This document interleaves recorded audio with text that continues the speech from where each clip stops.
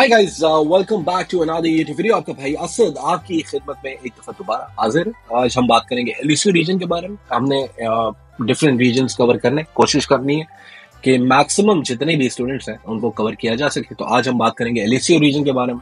अगर आप LSU reason के बारे में जानना चाह रहे हैं तो ही ये वीडियो कंटिन्यू करेगा, अदरवाइज आपका टाइम ज़ाया होगा। हाँ, इस टाइम में कुछ और चीज कर सकते हैं जो कि प्रोडक्टिव है। ये वीडियो सिर्फ और सिर्फ एलएसयू रीजन के बारे में आती है।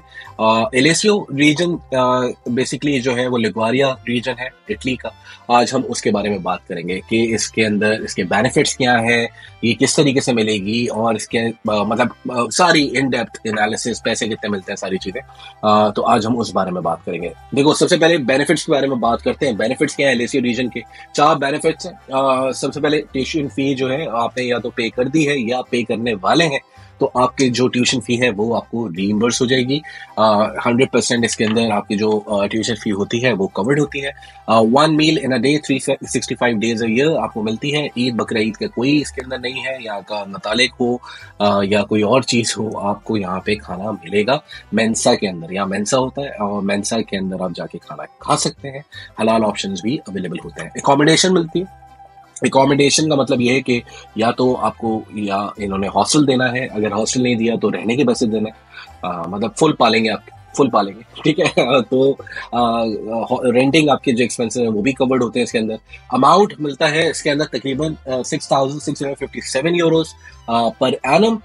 इसको डिवाइड किया जाता है 3 से 4 क्वार्टरली इंस्टॉलमेंट्स में। ये जिस तरीके से अगर आप दिसंबर में आ गए तो आपको, जब भी मैं बोलता हूँ कि भाई 15 दिसंबर से पहले आओ ताकि दिसंबर का जो स्कॉलरशिप अमाउंट है वो आपका स्किप ना हो। एक इसके अंदर जो बेहतरीन एडवांटेज है वो ये है कि आपको एक सेमेस्टर करने का ऑप्शन मिलता है जर्मनी से, स्वीडन से, मतलब इंटरनेशनल मोबिलिटी कहा जाता है इसको।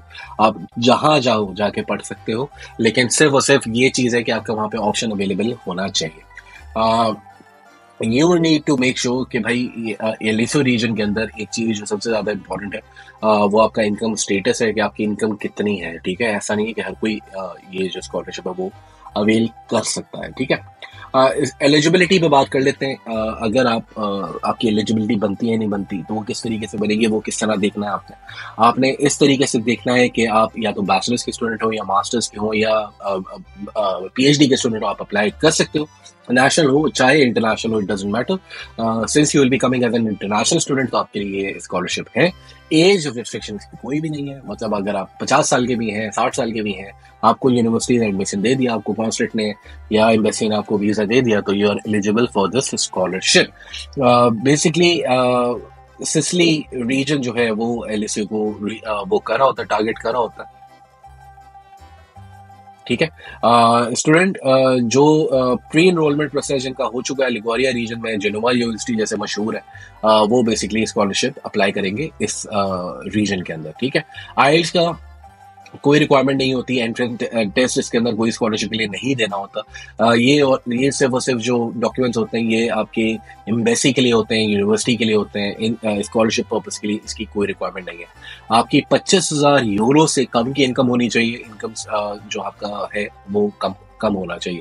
जितनी कम इनकम होगी उसमें आपको एकोमोडेशन मिलने के चांसेस ज्यादा होते हैं। मेरिट एवरी ईयर चेंज होता है इसका, क्योंकि जब आप अप्लाई करोगे उसके बाद एक मेरिट लिस्ट लगेगी, उसके अंदर आपका नंबर कितना ऊपर आया वो देखा जाता है, ठीक है। इसके अंदर कौन इसके लिए एलिजिबल नहीं है? कोई भी स्टूडेंट जिसके पास या तो कोई इन्होंने जो डॉक्यूमेंट्स मांगे वो नहीं है तो वो अप्लाई नहीं कर सकते। जो बच्चे रिपीट कर रहे हैं वो अप्लाई नहीं कर सकते, ठीक है। वो बच्चे जिन्होंने पार्ट टाइम कोर्सेज अप्लाई किए हुए हैं, पार्ट टाइम पढ़ रहे हैं तो और ज़्यादा काम कर रहे हैं, वो अप्लाई नहीं कर सकते। जिन्होंने जो डेडलाइंस थी उसको रिस्पेक्ट नहीं किया वो अप्लाई नहीं कर सकते, ठीक है। किसी ने फ्रॉड किया या फ्रॉड आता है बेसिकली उस जमरे में कि किसी ने डॉक्यूमेंट में फोर्जरी की या गलत डॉक्यूमेंट लगाया, इनकम सर्टिफिकेट गलत लगाया, नादर से वेरीफाइड नहीं लगाया, फोटोशॉप किया, एफआरसी फोटोशॉप किया। तो हमने देखी है पास में एग्जाम्पल देखी है कि 2 नंबर डॉक्यूमेंट्स, ठीक है, लगाए, एफआरसी 2 नंबर लगाया, ठीक है। कोई ऐसा स्टूडेंट जिसने इटली आके पढ़ लिया है और वापस आके इटली पढ़ना चाह रहा है उसके लिए ये स्कॉलरशिप नहीं होती। एलएसयू स्कॉलरशिप के लिए हासिल करने के लिए कौन कौन से डॉक्यूमेंट्स आपको रिक्वायर्ड होंगे, तो इसके अंदर सबसे पहले आ जाता है फैमिली रजिस्ट्रेशन सर्टिफिकेट हो गया, इनकम सर्टिफिकेट हो गया, आपका प्रॉपर्टी सर्टिफिकेट हो गया, नो प्रॉपर्टी सर्टिफिकेट जिसको हम कहते हैं, बैंक सर्टिफिकेट हो गया, कोडिया फिस्काले हो गया, ईजे आपको रिक्वायर्ड होता है, इटालियन ट्रांसलेशन ऑफ डॉक्यूमेंट्स आपको रिक्वायर्ड होती है, यूनिवर्सिटी का प्री इनरोलमेंट लेटर होना चाहिए, बट दैट इज ऑप्शनल, ठीक है, जरूरी नहीं आपके पास हो, नहीं भी है तो भी आप अप्लाई कर सकते हैं। डीओवी हो गया, सीमिया हो गया, ये भी एडिशनल डॉक्यूमेंट है, एकेडमिक ट्रांसक्रिप्ट ये भी एडिशनल डॉक्यूमेंट है, सीवी भी एडिशनल डॉक्यूमेंट है, कोर्स डिस्क्रिप्शन भी एडिशनल डॉक्यूमेंट्स है, आइल्ट इंग्लिश प्रोफिशिएंसी सर्टिफिकेट भी एडिशनल डॉक्यूमेंट है, इसके लिए रिक्वायर्ड है नहीं। मेक श्योर कि ये जो एडिशनल डॉक्यूमेंट्स है इसको अटैच करोगे तो प्रोफाइल बेहतर होगी, अगर नहीं करोगे तो कोई प्रॉब्लम नहीं है, इसकी वजह से आपका केस जो है वो रिजेक्ट, स्कॉलरशिप आपकी रिजेक्शन में नहीं जाएगी। एफआरसी में बात कर लेते हैं। अक्सर लोग कंफ्यूज होते हैं कि यार एफआरसी कैसे बनना है, क्या करना है। एफआरसी आपका नादरा से बनता है, जो बच्चे मुझे इंडिया से देख रहे हैं वो देख लें किस तरीके से बनेगा। वहां से नॉर्मली इसको फैमिली कॉम्पोजिशन सर्टिफिकेट कहा जाता है इंडिया में, तो वो आप जो है अप्लाई कर सकते हो, ठीक है। इसके बाद फैमिली इनकम सर्टिफिकेट जो हो गया वो कहाँ से बनता है, आपको पता है, मैं काफी दफा आप लोगों को बता चुका हूँ, इस पे एक वीडियो भी बना चुका हूँ आज से 3 से 4 महीने पहले, वो जाके वीडियो भी आप देख लेना। इनकम आपको वेरीफाई करनी है, इनकम आपकी वेरीफाई होती है एफबीआर के थ्रू, ठीक है। FBR federal board of revenue जो है वो इसको देता है, एफबीआर से आपकी सर्टिफिकेट निकलेगा। उसके बाद होगा ये प्रोसेस, इसका बहुत सिंपल है कि आपने उसको, अब मैं आगे बताता हूँ कि आपने इसको वेरीफाई कहाँ से करवाना है, क्या करना है, कैसे करना है, ठीक है। प्रॉपर्टी सर्टिफिकेट मुख्तारे के दफ्तर से मिलता है, मुख्तार के ऑफिस से, या आपका डीसी ऑफिस से मिलता है, ठीक है। अगर आप रेंटेड प्रॉपर्टी पर रह रहे हैं तो रेंटल एग्रीमेंट आपके पास होना चाहिए, पता होना चाहिए कि आप रह कहाँ रहे हो, ठीक है, ये बहुत जरूरी डॉक्यूमेंट है। अगर आप रेंट पे भी रह रहे हो तो आपने इनको बताना है। अब आपको पता है कि एपोस्टाइल की सर्विस स्टार्ट हो गई है पाकिस्तान में, तो आपने ये जितने भी डॉक्यूमेंट्स हैं इसको ट्रांसलेट करवाना है, एपोस्टाइल करवाना है और लीगलाइज कराना है, ठीक है। लीगलाइज आपने कराना है डीसी ऑफिस से, एपोस्टाइल उसके बाद मोफा कराना है, मोफा कराने के बाद एपोस्टाइल करवाना है। एपोस्टाइल का फायदा ये है कि 92 कंट्रीज के अंदर आपका जो डॉक्यूमेंट है ये चल जाएगा। लाइक आप जर्मनी, इटली से आपका काम नहीं बना, आपने नहीं आना इटली, आप जर्मनी चले जाओ, कहीं भी चले जाओ, स्पेन चले जाओ, फ्रांस चले जाओ, यूके चले जाओ, यूएस चले जाओ, उसके लिए एपोस्टाइल आप तक होगा तो वो आपके डॉक्यूमेंट में आसानी हो जाएगी, ठीक है। मेक श्योर इनकम जो आपने इनकम सर्टिफिकेट इसके अंदर अटैच करना है वो हमेशा यूरो में मेंशन करना है। आप अगर यूरो में मेंशन नहीं करोगे तो दे विल गेट कंफ्यूज, तो you need to make sure कि आपकी यूरो में इनकम कितनी है। बैंक सर्टिफिकेट्स क्या होते हैं? बैंक स्टेटमेंट, बैंक सर्टिफिकेट्स ये होते हैं कि आपका जहाँ पे भी अकाउंट खोला हुआ है वहां से इनकम अकाउंट मेंटेनेंस सर्टिफिकेट एक निकलता है, वो आपने लाजमी शो करना होता है। जो बच्चे जो जिनके वालिदैन रिटायर्ड है उन्होंने रिटायरमेंट लेटर्स साथ में लगाना होगा, जहाँ से वो रिटायर हुआ है उनको एक लेटर मिलता है, वो रिटायरमेंट लेटर लाजमी आपने लगाना है। और इसके लिए अक्सर इस स्कॉलरशिप के लिए अक्सर ये सवाल आता है कि यार भाई हम लोग जो है वो कब के इनकम डॉक्यूमेंट्स हैं। अब इन्होंने थोड़ा सा दिमाग लगाना शुरू कर दिया, वो बोलते हैं कि 2021 के डॉक्यूमेंट्स हमें ना ये आपने देना है, ठीक है।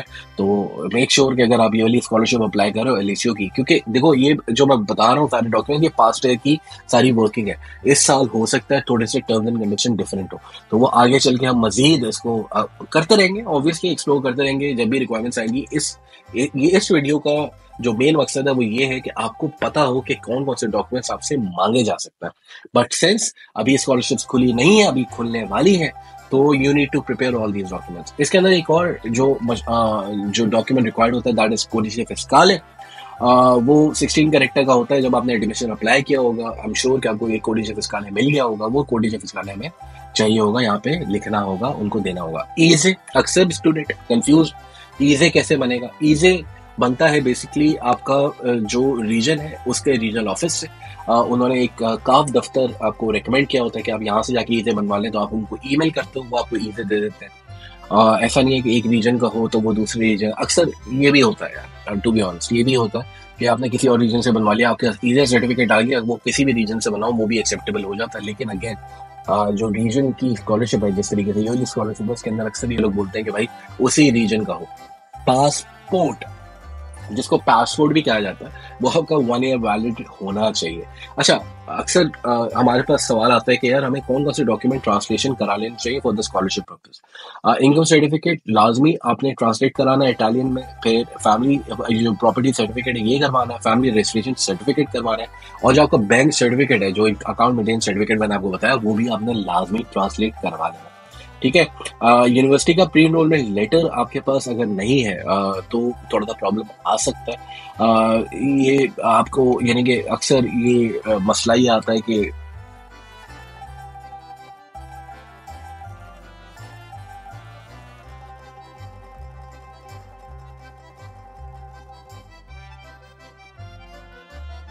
अच्छा, प्री एनरोलमेंट लेटर के बारे में अक्सर स्टूडेंट कंफ्यूज होते हैं। प्री एनरोलमेंट लेटर ये होता है कि आपकी आपने जो एक एक्सेप्टेंस होती है टाइमली एक ऐसी खाना पूरी होती है, वो दी जाती है कि भाई आपका जो काम है वो हो गया है, आपको ये दे दिया, एनरोलमेंट आपकी कर दी है।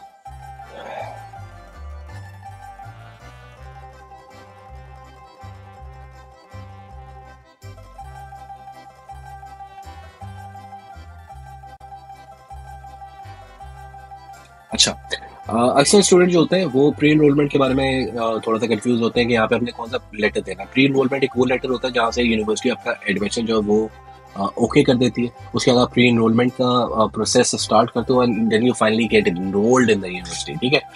तो अगर आपके पास प्री एनरोलमेंट लेटर आपको यूनिवर्सिटी ने दे दिया तो आपने वो भी अटैच करना है इसके अंदर, but this is also no optional document. लेकिन इंशाल्लाह जब इसकी वो खुलेंगी रिक्वायरमेंट्स खुलेंगी फिर हम देखेंगे कि whether you need a pre enrolment letter और not, because this is optional. ठीक है।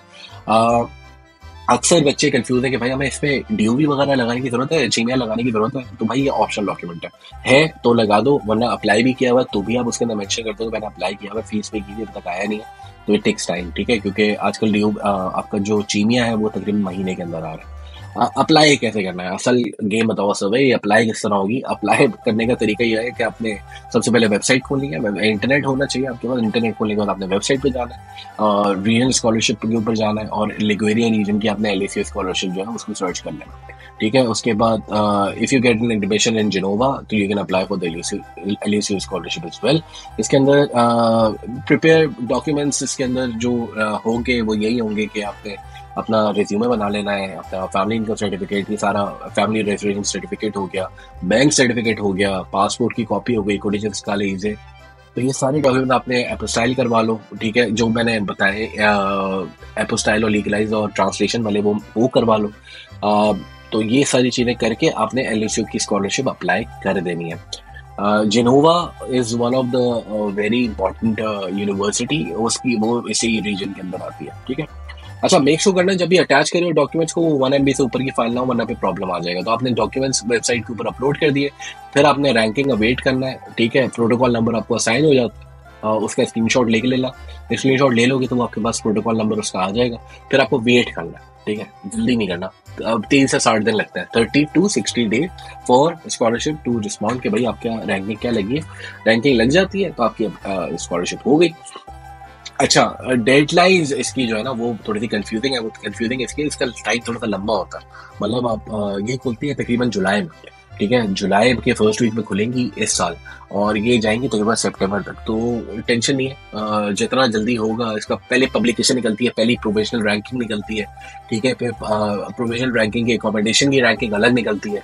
ठीक है, फिर accommodation, integration and international mobility की रैंकिंग अलग निकलती है। तो 3 इसकी रैंकिंग निकलती है डेडलाइन क्रॉस होने के बाद। तो बिल्कुल कंफ्यूज नहीं होना, थोड़ा सा टाइम लगता है इस प्रोसेस में, बिकॉज एटलीस्ट वेरी स्लो यार, टू बी ऑनेस्ट। यहाँ का वीजास के भी हमने देखे हैं, सारी चीजें देखी हैं, बट एक दफा अप्लाई कर दिया तो उसके बाद सबर का दामन नहीं छोड़ना। फेमस जो यूनिवर्सिटी इसके अंदर आती है एलएसयू के अंदर वो जिनोवा ही है, और बाकी भी यूनिवर्सिटीज आती हैं, वो आपने थोड़ा सा देखना होगा कि आपका रीजन इसके अंदर फॉल कर रहा है नहीं कर रहा। अक्सर जो फैक्ट्स हैं हमारे पास, नॉर्मल फैक्ट्स यही आते हैं कि भाई हम किसी और रीजन की वो ले सकते हैं, नहीं ले सकते। नहीं भाई, आपने अगर एलएसयू को परस्यू करो तो एलएसयू को ले सकते हो और किसी रीजन की नहीं कर सकते। ये थी कुछ सवाल, कुछ बेसिक इन्फॉर्मेशन एलएसयू के बारे में, और इसके अलावा कोई और आपका सवाल हो तो मुझसे पूछ लीजिएगा। Thank you very much for watching the video, and if anybody is coming to this region please do let me know. फिर हम उससे कनेक्ट भी कर सकते हैं, उसका एक्सपीरियंस भी शेयर कर सकते हैं। अगर वो वीडियो में आना चाहे तो वो वीडियो में भी आ सकता है, उसके बाद एक वीडियो भी शूट कर लेंगे ताकि और बच्चों को और स्टूडेंट्स तक की मदद हो सके। So guys, thank you very much for watching Asad Unchained, and I'll see you around. Until next time, take care. Ciao. Bye.